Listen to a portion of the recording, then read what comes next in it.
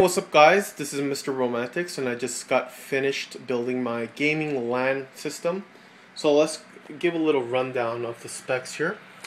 This little SFX form factor power supply comes with the case. It's the 450 watt. There's also a 300 watt version, and that one's a little bit cheaper, but take in mind that if you want to use a big graphics card, you need the 450 watt. So it has one 12 volt railing of 36 amp, which is plentiful to power up my Gigabyte GTX 560 TI FERMI. For the cooler, I'm using the 560 Corsair liquid cooler with 2 fan intakes. And let's get to the side. I have 3 hard drives, well, 2 hard drive, 1 SSD. And as you can see, they're like little sandwiched. I use zip ties. The first one is the Momentus from Seagate, and I'm just using that as, you know, like a media storage. The middle one is the Intel SSD, 40 gig, used as a catch, SRT technology. The last one, the System OS hard drive, is the Momentus XT, which is like a hybrid of a hard drive and an SSD. It has like a 4 gig SSD in it. The memory is a G-Skill Ripjaw, which is 8 gigs of 1600 MHz. And the motherboard is the Asrock Z68M. Now, although it's a Z68, the ITX board really cannot push that much when it comes to overclocking. So take that in mind, and take note that you don't have to buy the i5K editions actually. But I just bought it anyway, so I can, you know, use it in the future for another rig if need be. And I am using the i5 2500K edition, which is overclocked to 3.6. So here I'm going to show you, well, I can't really show you guys a good gameplay because of the fact that I'll be holding my iPhone. But hopefully I can show you guys something. And Battlefield 3 seems to be the most talked about game, so I went ahead and bought that and started playing it. It's pretty fun, I guess, but I'm really crappy at driving the vehicles, and I actually might crash because I'm playing around with the MSI Afterburn. So I did overclock my graphics card, so if it does crash, it has nothing to do with my system. So let's get right to it. Now, someone asked me how much this all cost. Easily can go up to 1,200. However, there's many things that you can take out of my system and still be able to use. Like the SSD is totally unnecessary unless you just want the maximum speed. The water cooling again is really unnecessary as well.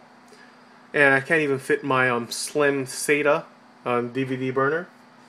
So yeah, there's a lot of stuff you can just take out and bring down the price, which will make it good.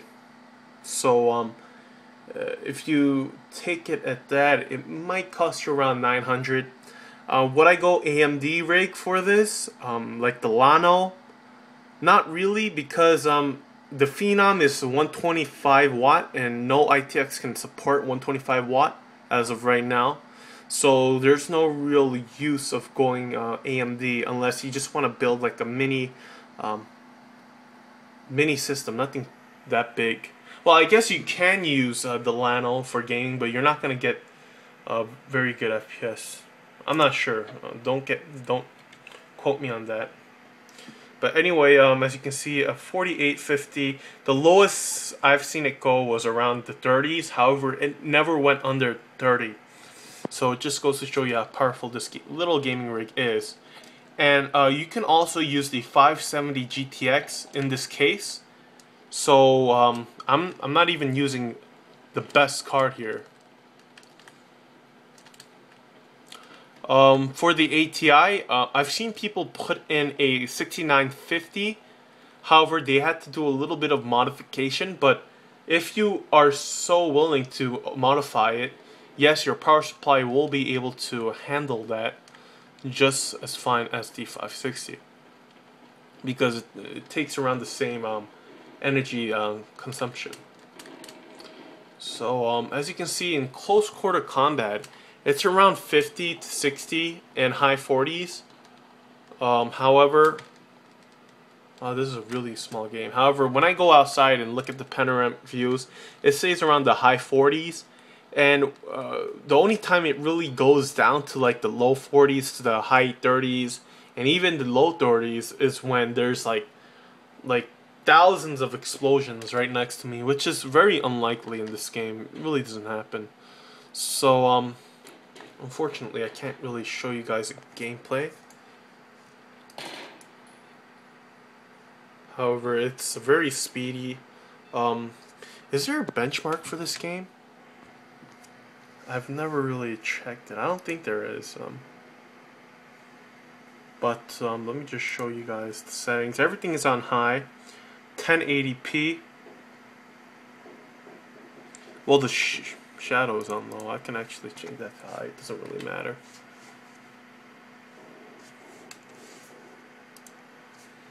Okay, so it brings down the graphics to like FPS to like 2 difference.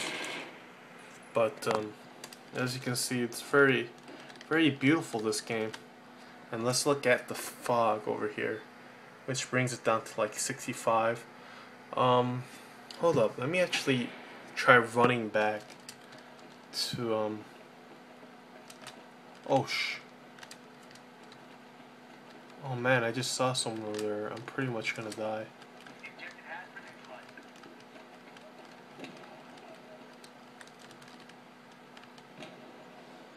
Alright, so obviously I can't really play with one hand.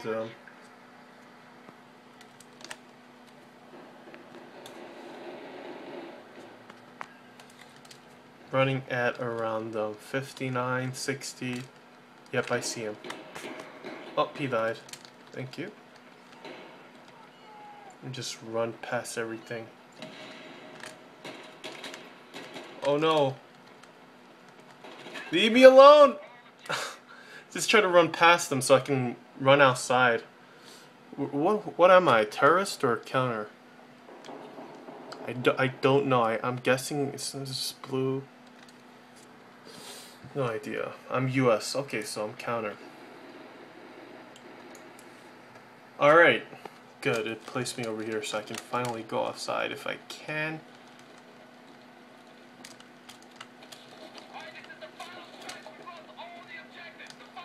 So, right here.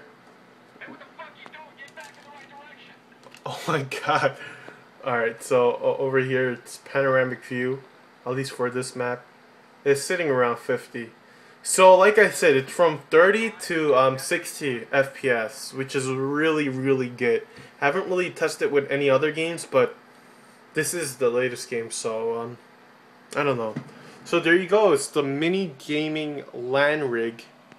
And I hope you guys enjoyed the video.